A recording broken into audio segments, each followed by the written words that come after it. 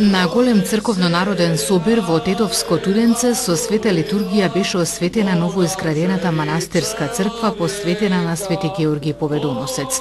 Со литургијата чиноначалствуваа митрополитот Тетовско-Гостиварски господин Јосиф, митрополитот Кумановски-Осоговски господин Јосиф, митрополитот на Европската епархија господин Пимен, американско-канадскиот владика господин Методи и ставрофорен протоерей Синиша Ристевски, архиерејски намесник при црквата Рождество Христово во Детройт, во сослужение на свештенослужители од Тетовското архиерејско намесништво. Кој е царот на славата? Господ крепкиот и силниот, Господ силен во војна, Господ на силите, царот на славата. Подигнете ги порти горништата своји, подигнете се вечни порти, и ќе влезе царот на славата. Црквата треба да не биде центар на нашиот живот. Секој човек, а особено ние христијаните, треба со почит да се однесуваме кон храмот и кон неа. Поминуваме ли покрај црква, треба да погледнеме кон Божиот дом, да се прекрстиме или барем да испратиме молитвена мисла кон него. За значењето на светиот храм беседеше Тетовско-Гостиварскиот владика господин Јосиф. Почитувани, со радост стоејќи на осветено место, ние всушност стоиме на нашите корени и го сведочиме токму од тука православниот аспект на идентитетот на нашиот боголюбив македонски народ, бидејќи самите темели на оваа црква, кои беа откриени на 7 февруари 2004 година, според научните истражувања на компетентни научници и археолози, потекнуваат од 6 век, со што тие јасно не посетуваат дека Евангелието Христово уште од самиот почеток го нашло своето место и се вгнездило во срцето на македонскиот народ. Дека оваа возобновена, новосветена манастирска црква била посветена на светиот Ѓорѓи Победоносец од нејзините први градители, ни сведочи материјалниот доказ до кој дошол блаженопокоениот Тихомир Крстовски, смирениот и боголюбив мирјанин од село Туденце. Сушност ревноста на блаженопокоениот Тихомир Крстовски, кој им оставил аманет на туденчани, како и на своите синови Митко и Душко да го возобноват ова древно манастирско светилиште, се причина за ова наша голема радост денеска. Иницијативниот одбор за возобновување и мноштво наши верници имале полни раце работа.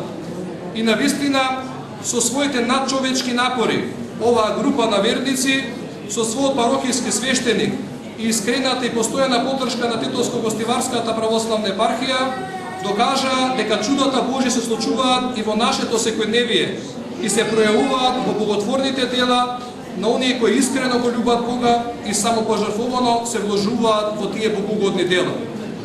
Возобновувањето на овој свет манастир не сплоти како верници. Ни покажа дека сложно можеме многу повеќе. И навистина направивме многу. Но за сето време ја чувствувавме молитвената закрила на светиот Ѓорѓи Победоносец. Со Божја помош, финансиски даренија на голем број верници, ја возобновивме црквата во која е изработен прекрасен фрескоживопис.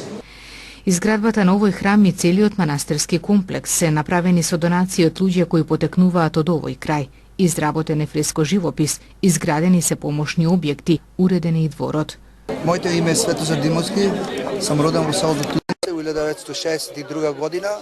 Моите родители потекои од селото Туденце, таткото Мирко, мајката Радица, имам брат Љубиша и сна Цвета со нивната фамилија. И ми од цела фамилија овдека од све срце подаруваме оваа камбанарија и оваа фонтана, да остане една длага успомена на овој мили свет од нашата фамилија и увек да се подсеќају луѓе на нашата фамилија кај че камбаната чукне. Имате и други донации кои што сте ги дале таму кај што живеете во Детройт? Па е заброен некако околу $240,000. Се чувствувам многу добро, овде е прекрасно, место е на многу прекрасно. Се гледа цела Тетовска околија и многу е убаво за цел народ. Цел македонски народ да дојде овде, да дојде да запали свеќа и да се помоли на Господ. Јас сум Антој Торџевски, јас сум по потекло од ја од ова село, во село Туденце, а инако живеем ја во Детройт, Мичиган. По обичај, сега ми сега година пробуваме да си дојдеме овдека на одмор, обично по 2-3 месеца, од 2004 наомо. И свика дека многу ми се свиѓа, природа овде има све. Годинава сме дошли на Росчито за ова сега да се свети манастирот. Како ви се допаѓа целиот комплекс? Одлично. Смо ишли ми порано секоја година и сега еве смо дојдени. Све на љубов.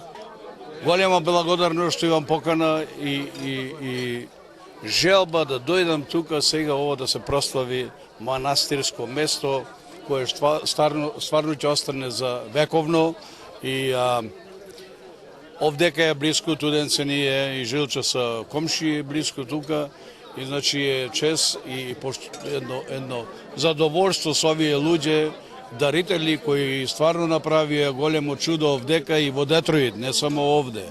Така да можем да ги поздравам и моите во Детройт, затоа што Радио Ки се следи секаде во светот и баш ми е мило и вака да се собираме секогаш за убави работи.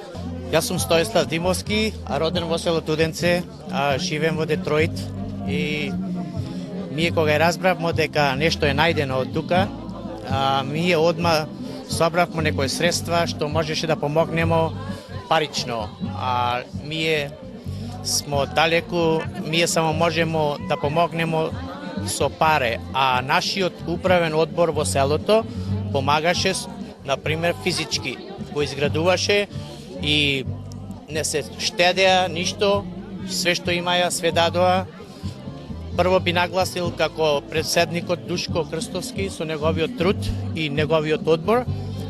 Друго би нагласил имамо добри градители за овој манастир, како што е мојот брат Васи Димовски, Јове Трпчевски и Драго Димовски. И они треба да бидат спомнати, а и мора да бидат спомнати и другите, само не можемо све да ги спомнемо зашто има многу и им благодаримо на свите и нас смо еве одвоале од наше време да дојдемо во нашето село и заеднички да го прославиме овој ден што нема никад да се заборави. Значи денеска е еден од најсветите денови во историјата на нашето село. Значи денеска е денот кога конечно дојде време да се освети овој наш преубав манастир. Значи почнувајќи од 6. мај 2012 година до 6. август 2017 година, ја мислим за 5 години, благодарејќи на Господа, ние ова успееме да го направиме. Значи, пред се, со на човечки напори, со преголема желба и ентузијазам, Господ дава сила да се дојде и да се заврши оно што е дадено од Господа. Значи, пред се, треба едноставно да кажеме дека благодарение на Господа, на сите нас, кои живееме на овие простори, успеавме сега, значи, после 1500 години да го возобновиме манастирот Свети Ѓорѓија. Тоа е едно најголемо дело што може еден човек да го доживи. Значи, тоа е благодарност и на благодет голема за овие сите наши што живеат моментално на овие простори. Цела Македонија и цел свет. Значи, пред се морам да кажем дека сите што бе инволвирани во оваа ситуација, во наша изградба, возобновување на манастирот, од срце го дава. Значи, сите работеа и дава од све срце. Значи, немало некој да рече, да има некој препуцавање, туку се давало од све срце. Значи, тука има напредие, тука има бериче што викаат нашиве.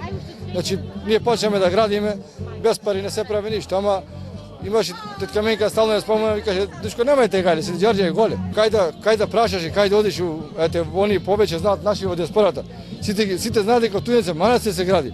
Значи, тоа е една голема благодат што нашиве добија едно сплотување, зближување. Црквата не ви ги зближи. Сега они до сега правиме муабет, те тука да изградиме манастирот, ама не стоиме тука.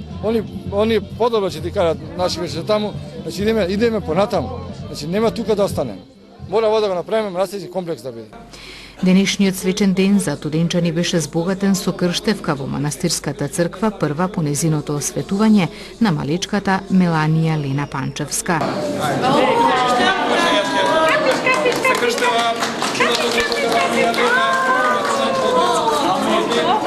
Синот, Аме Син и Светиот Дух. Амин. Храмот Свети Георги Победоносец се наоѓа на местноста Бучало и потекнува од 6. век, а возобновен е на патрониот празник Ѓурѓовден во мај 2012 година.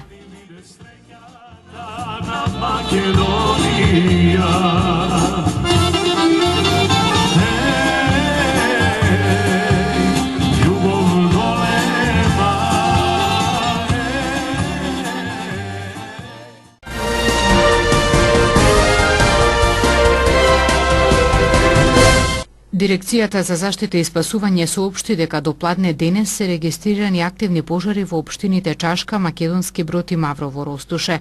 Ангажирани се 2 авиона, хеликоптери, 40 лица преку Дирекцијата за заштита и спасување во координација со Македонски шуми, како и местно население.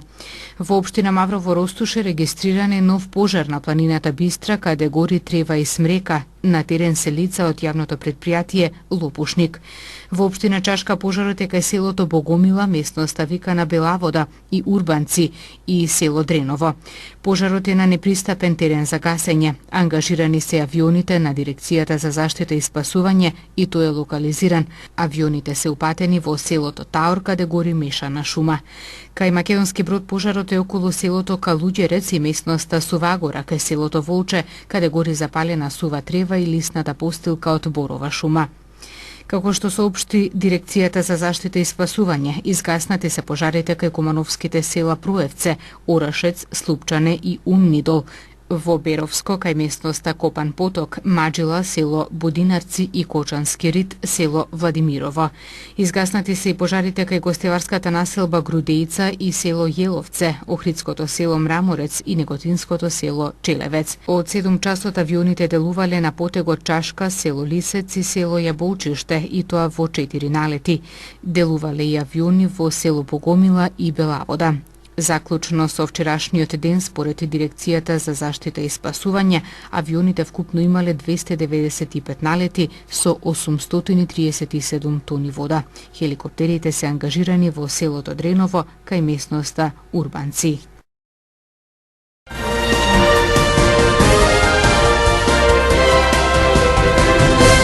Во Тетово речиси секоја година во текот на летото доаѓаат печалбарите, со што се раздвижува економијата и општествениот живот. Трговците и пазарџиите најмногу се надеваат на дополнителна заработка, со оглед дека се зголемува бројот на потенцијални купувачи. Исто така се смета дека доаѓањето на тие луѓе придонесува за побогат социјален живот, со оглед дека се среќаваат со голем број луѓе, членовите на пошироката фамилија, пријатели и познаници. Нивното присуство е поврзано со правењето свадби и други семејни веселби, како и организирање на спортски и културни манифестации. Значи, кога доаѓа тие имаме малце и ние појче работа. До крај на 8 месец имаме малце. Доаѓа тие од Швајцарија, Германија, од сите земји, значи, Данска, Норвешка. Колегите на Алаудин Сейди, кој продава на Тетовскиот зелен пазар, Пеце Стојчевски и Абдула Рамадани, го делат истото мислење. Па се зголемува, не многу, ама пак сепак има повише работа. Доста странци доаѓаат до Тетово, печалбари има доста, Тетово е печалбарски град, нормално. Очекува да се зголеми прометот, они поќе се земат на, како да кажем, на голема роба, по еден пакет, било што, не земат на кило. Така. Па фала Богу што идат, да ga посетат Македонија, од кое било место, пак некој динар ќе остават. Задоволен сум ја мало, а не превише. Има печалбари што доаѓаат редовно секое лето, иако Тетово е град со многу проблеми. Така и самите се соочуваат со недостиг на вода за пиење, дивата депонија во самиот град, недоволно паркинг места и друга инфраструктура. Соговорниците од Тетовскиот пазар велат дека печалбарите најмногу доаѓаат да се сретнат со роднините и пријателите. Разговор со блиските е она што најмногу им недостига, велат тие. Тие доаѓаат за да се видат, значи, со фамилија, у родно место, значи, Доаѓат, иначе вака овде е проблем со вода, имаме проблем со џубрињата, имаме проблем. Еве као ја, например, седим тамо на крај, кај што се џубрите, на крајот од Тетово. Тамо имаме проблем, многу мирише, многу не можеш да излегуваш надвор, значи на бача, да пиеш чај или да јадеш нешто, не можеш од џубрињата. Затоа не доаѓат тие хич, значи. Нема шанса да доаѓат.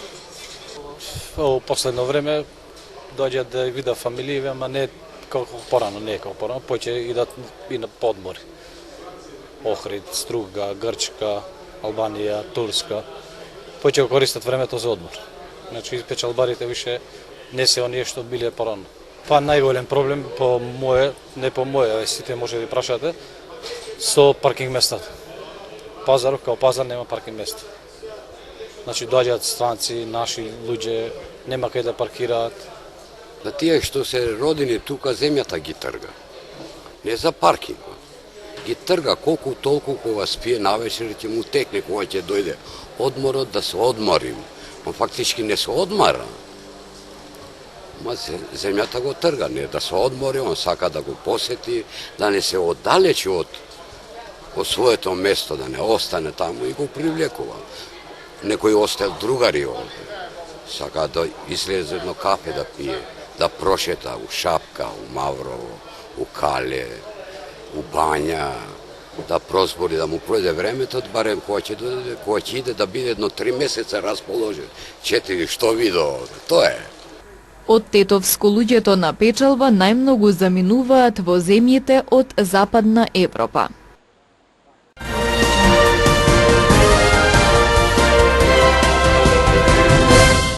Скопје 2014 направи упати штета во системот кој што го води градежништвото преку промени на закони и узурпирање јавен простор.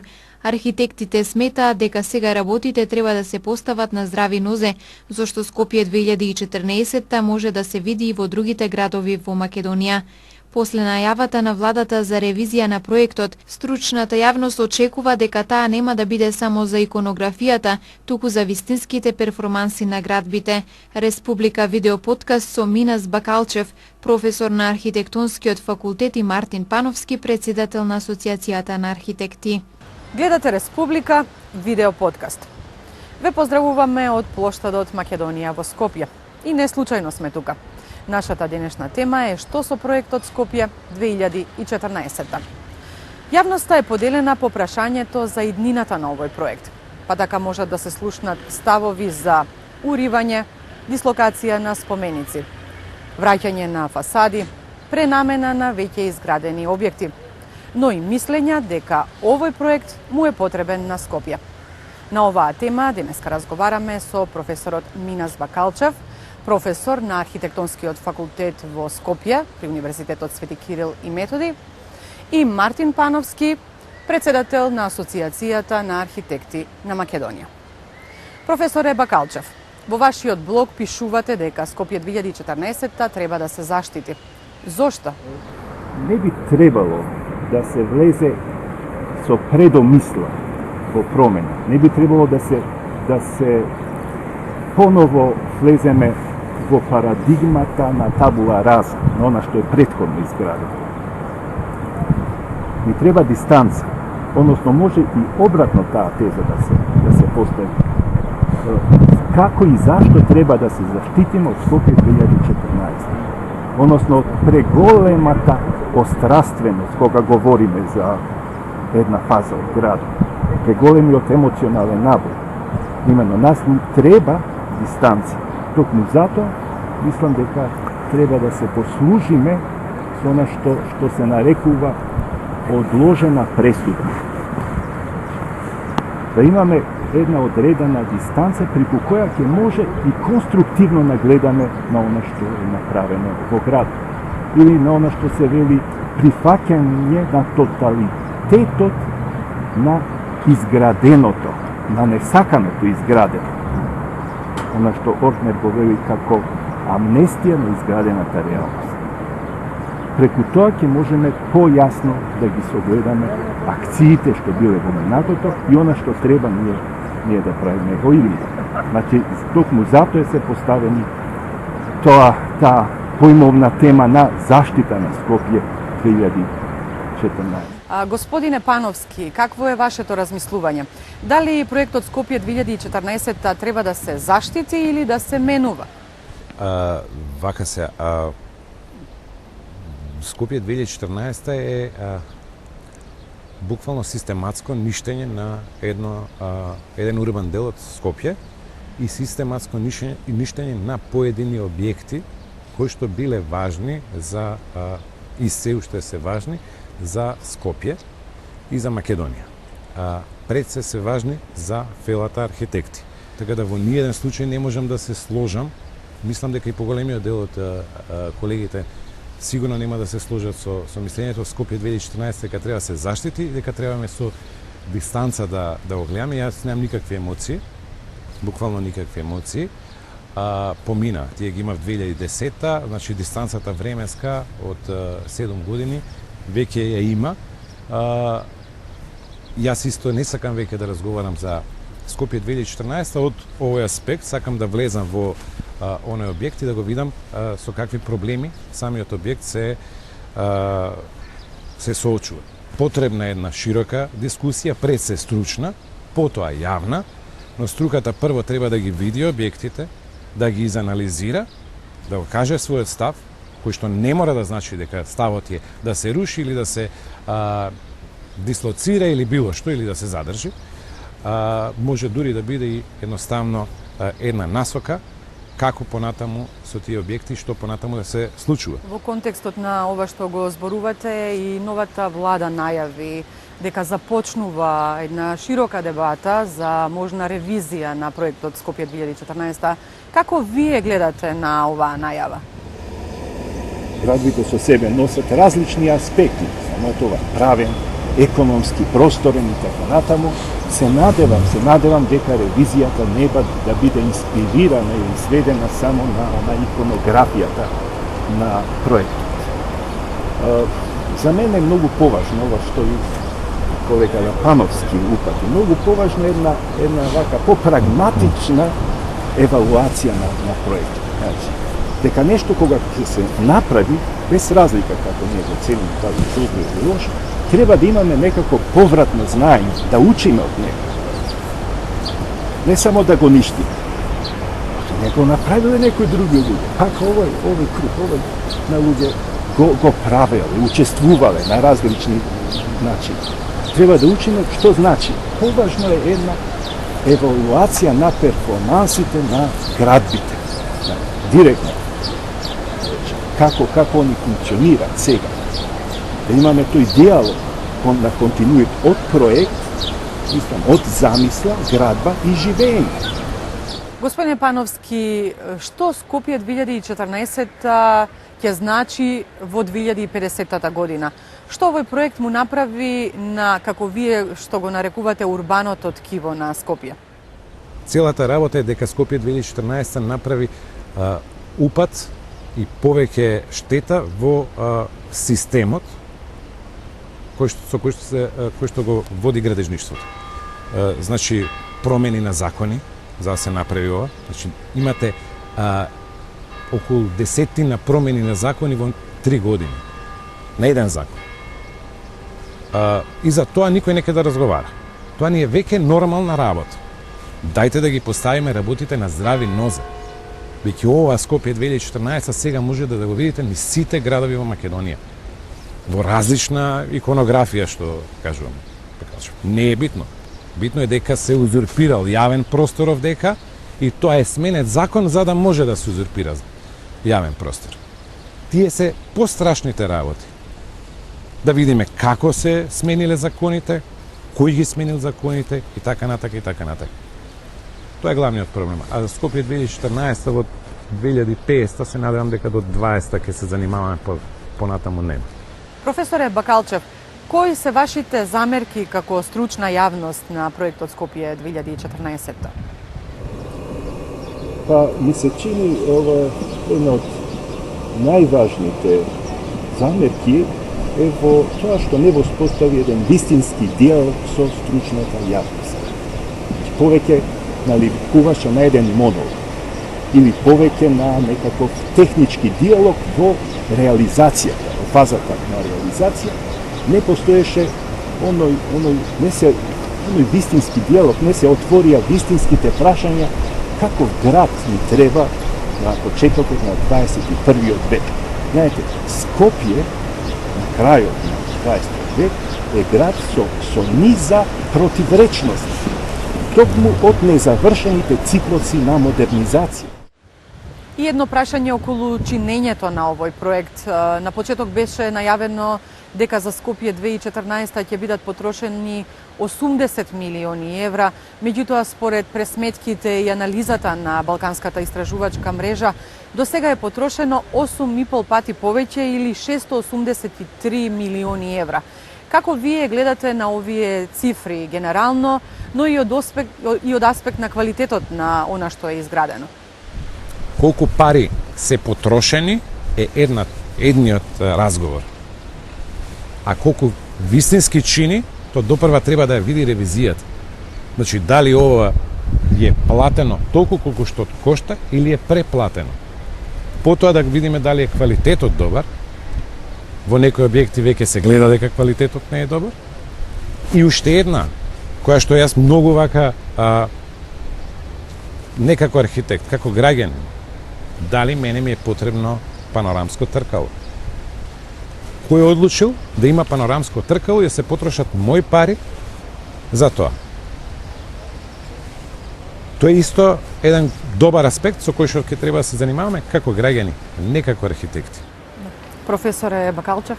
Има тука уште нешто кој е прашање, мислам, што не е директно поврзано со цената на чинење, што е нешто, има една скриена појава на поместувањето, на водењето на проектите од инженерите кон менаџерите. Кон менаџирањето со простор. Односно, водењето, инженерското водење на проектот, и она што е компетенцијата во проектот, кон она што е некакво менаџирање со просторот, со земјиштето, а повратно имаме промени и во општествената хиерархија, односно поделбата на трудот. Инженерите, архитектите се сведени на извршители на нешто, на цртање на убави фасади. Одземено им е она што беше во основа на нивната дејност, на стварањето на стратегии, на проекции, на проекти, веќе кои нештата ќе се реализираат. Има ли овој проект и добра страна? Што мислите? Дали овој проект му донесе нешто добро и на Скопје? Именно затоа ни треба малку дистанца, малку да се посматра, да не е заземен еден псевдоелитистички став, дека све е негативно. Затоа што која ќе ни биде референтната основа? Што ќе биде добро тогаш? Нешто што наредно некој ќе направи? Не верувам. Знаете, тоа се една спирала. Од и различните спојови на модернизација на градот го ништеа градот во потполност. Во потполност го ништеа градот. Така да тоа еден момент тоа треба да го видиме као целина. Точно во однос на комуникацијата на наративноста на градот, на популизмот, популистичко место, ги следи трендовите, воопшто трендовите на стварањето на центрите на градовите, светските центри на едни тематски паркови. Ете, тоа се тематски парк, ова е сега историски тематски парк. Како некако она дизнификација на центрите на градот. Меѓутоа, треба да знаеме дека тоа не е само домашен феномен. Погледајте ги сите градови. Сите европски градови ќе видите дека тоа има една хиперреализам во центрите на градот, кој што е неприроден. Ова е направено тоа со некаква грубост, со некаква арбитрарност. Меѓутоа, мора да сме свесни во кој контекст, каде се наоѓаме, каде ни е простор, како треба стратегија, тактики да делуваме и во однос на тоа. Така, добро. Господине Пановски, ваше мислење? Па единствено добро што направи Скопје 2014 е што мислам дека им ги отвори очите на луѓето, на граѓаните на Скопје, почнаа да се занимаваат со нивниот простор. почнаа да пратат современи текови на архитектура, луѓе кои што не се архитекти зборувам, така да со ова после почнаа и да се занимаваат дали имаат дрва во Карпош, дали имаат велосипедски патеки доволно, така тоа е единствениот добар момент во Скопје 2014. Прелеа чашата. Не можам да се сложам дека се современите центри нешто што овде ни се случува, бидејќи таму се случува со некои приватни пари, овдека се случува со наши пари. Така да, во истово, значи, може би дистанцата е тука, го имате Тепе Мало, ондека позади брдото, каде што нема услови за живот. Значи, вода, канализација и така натаму. И ние како држава се занимаваме со ова. Така да, не сакам да ја гледам целата приказка дека окей е, па ќе ја видиме и така натака. Не, страшна е приказката. Потрошени се многу пари за работи кои што на оваа држава не и се потребни. Така да единствен добар момент е што почна во јавноста да се разговара за просторот за архитектурата и така натака. Се надевам дека тоа ќе оди, ќе продолжи понатаму и веќе гледаме дека инвеститорите, поготово помладите, веќе се едуцираат на некаков начин во областа на архитектурата. Тоа е единственото добро нешто од Скопје 2014. Друго не можам да ви извадам. Ви благодарам на двајцата за вашето учество во дебатата.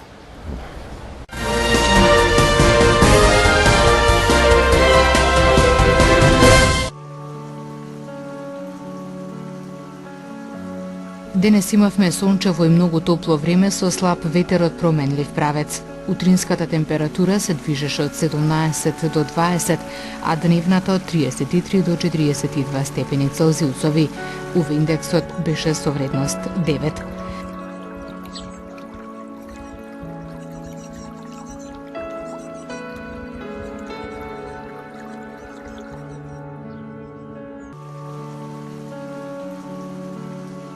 И утре ќе имаме сончево и многу топло време. Во попладневните часови ќе има појава на умерена локална облачност. Утринската температура ќе се движи од 18 до 21 степен, а дневната од 31 до 41 Целзиусов степен. УВ индексот и понатаму ќе биде многу висок со вредност 9.